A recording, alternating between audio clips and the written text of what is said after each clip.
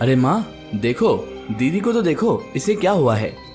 मेरी छोटी बहन ने परेशान होकर माँ से कहा। मैं जो अभी मधु के पास बैठी बातें ही कर रही थी तो एकदम से मैं एक तरफ होकर गिर गई। मेरी आंखें उलट गईं और मेरे मुंह से अजीब अजीब सी आवाजें निकलने लगी।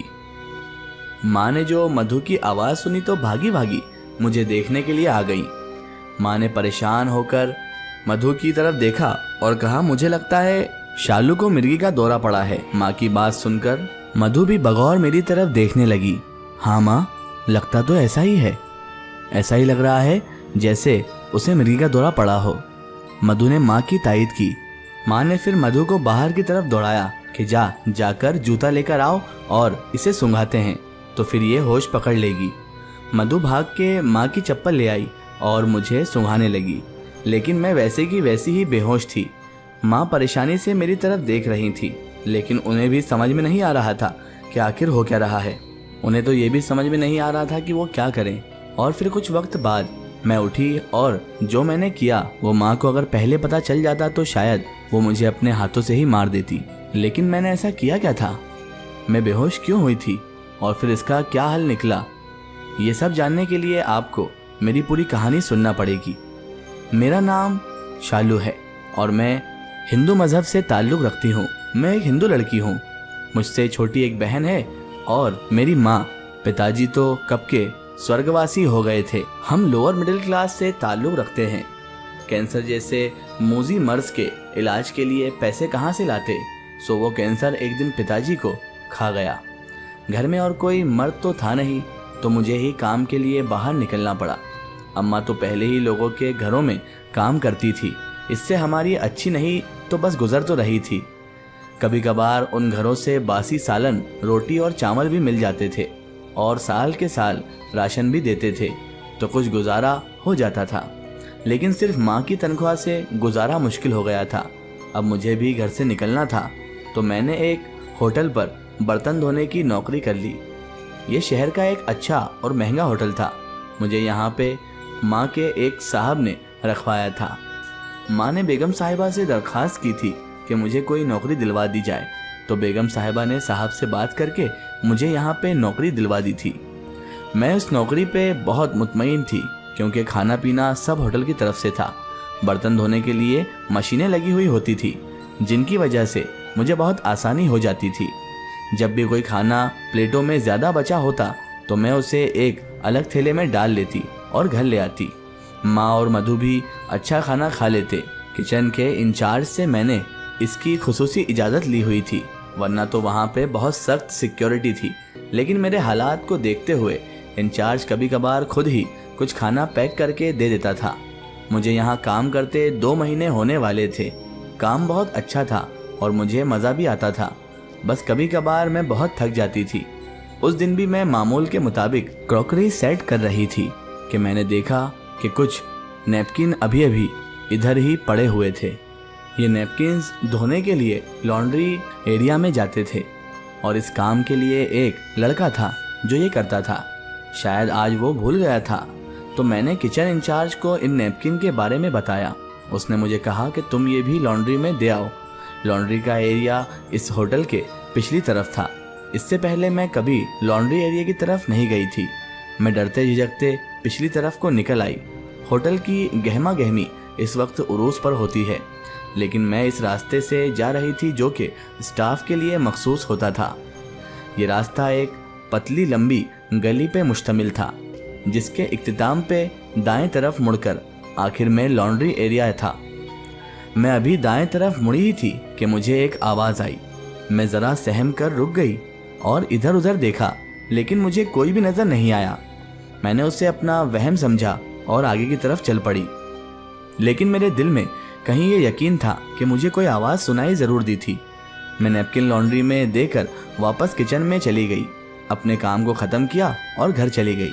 घर जाकर भी मैंने बहुत कुछ सोचा था, तो मुझे कुछ समझ नहीं आया। फिर खुद को तसल्ली देकर मैं सो गई।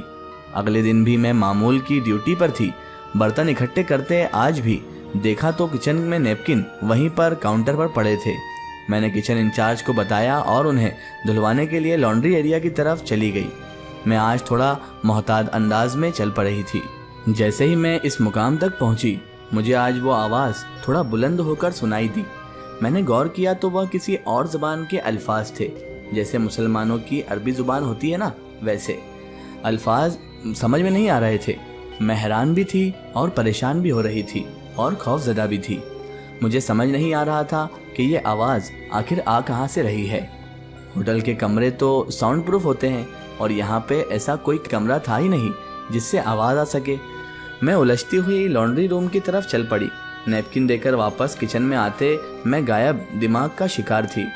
किचन में आकर भी मेरा ध्यान काम की तरफ कम और उस आवाज़ की तरफ ज़्यादा था। इतने दिनों में आज पहली बार हुआ था कि मैंने अपने काम को बददिली से किया हो। जैसे तैसे काम खत्म करके मैं घर की तरफ चल पड़ी। रास्ते में एक जगह मुझे फिर वही आवाज़ सुनाई दी। मैं तो अब घबरा गई और पूछने लगी कि कौन है, कौन है। मैंने डरी हुई आवाज़ में पुकारा, लेकिन कोई आवाज़ ना आई। मैं सहमी हुई नज़रों से इर्द गिर्द देख रही थी। अपने बैग को ज़ोर से दोनों हाथों में थाम रखा था। कुछ वक्त में इसी तरह खड़ी रही और फिर जब ना तो कोई आवाज़ आई और ना ही कोई नज़र आया तो मैं आहिस्ता आगे बढ़ने लगी। घर तक पहुंचते तक मेरा सांस हलक में ही अटका हुआ था और जैसे ही मैं घर में दाखिल हुई, मैंने ज़ोर ज़ोर से सांसें ली और हवा के सुपुर्द अपनी सांसें कर दी। अंदर आकर माँ को अपने आने की इत्तला दी और किचन में जाकर सबसे पहले पानी का गिलास पानी से भरा और गटागट चढ़ा गई।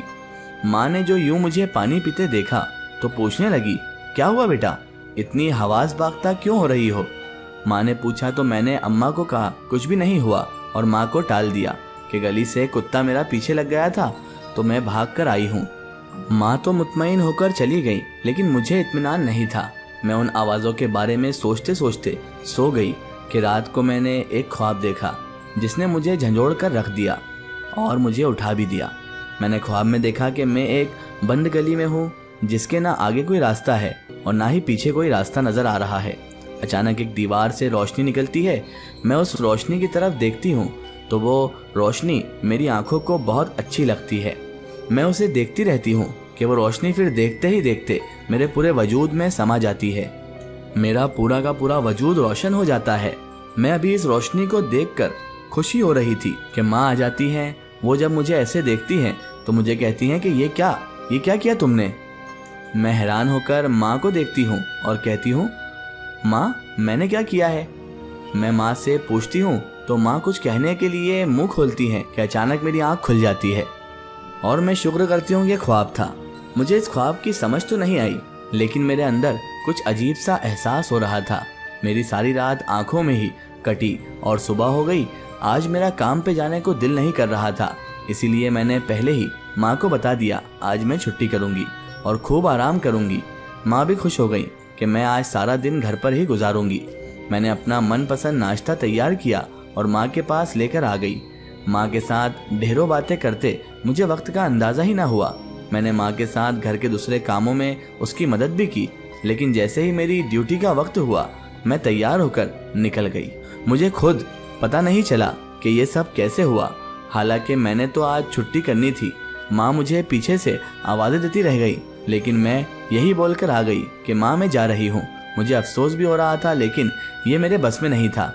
मैं जाते से ही वहाँ पर होटल के किचन में चली गई और उसी तरह अपने काम में लग गई जिस तरह मैं रोज़ किया करती थी। लेकिन ताज्जुब की बात थी, आज काउंटर पर कोई भी नैपकिन नहीं पड़ा हुआ था। इसके आगे की स्टोरी हम देखेंगे इसके अगले पार्ट में।